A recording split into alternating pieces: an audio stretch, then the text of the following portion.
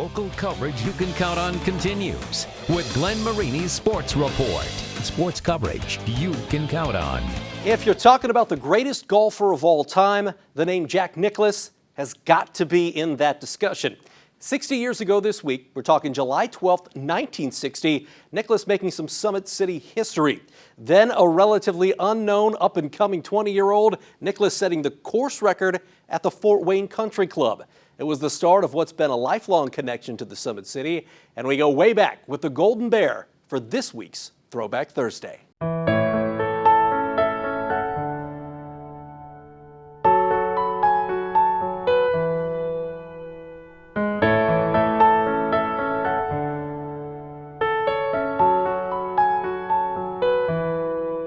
He was just so much better at striking the ball than anybody I'd ever seen that you just sort of looked at it and went, wow, he could really hit it a long ways. July 12th, 1960, a 20-year-old Jack Nicklaus took the Mad Anthony's tournament in Fort Wayne by storm. It caught the attention of lifelong golfer Terry Kitch. He had sort of dominated the college ranks, so as he came in, and I was in college at the time, and so they were already talking about him being a challenger to the best players on the Pro Tour at that time if he decided to turn. Nicklaus came out that day and posted a 33 on the front nine. But just a louder. It's kind of like I suspect in baseball, if you have a great home run hitter, it sounds different coming off the bat than it does somebody that just gets it over the wall. And he hit it further than most of his contemporaries at the time. He followed it up with a 33 on the back for a total score of 66 on the par 71 course, 5 under, setting a new Fort Wayne Country Club record.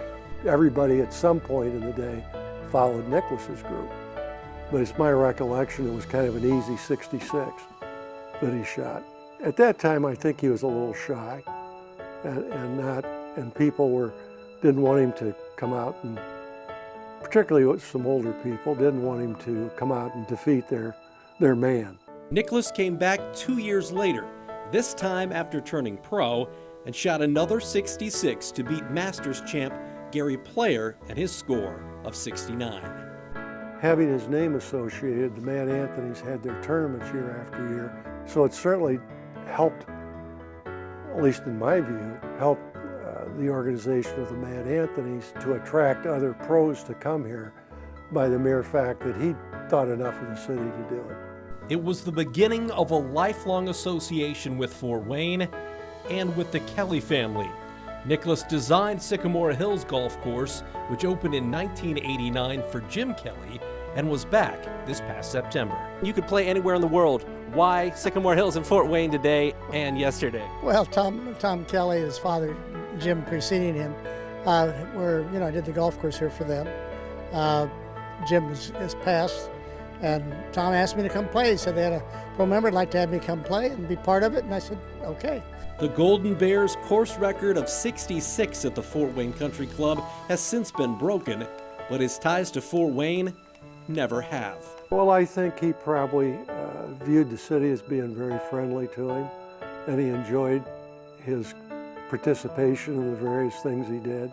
So I think he just feels comfortable here, and the city always kind of embraced him.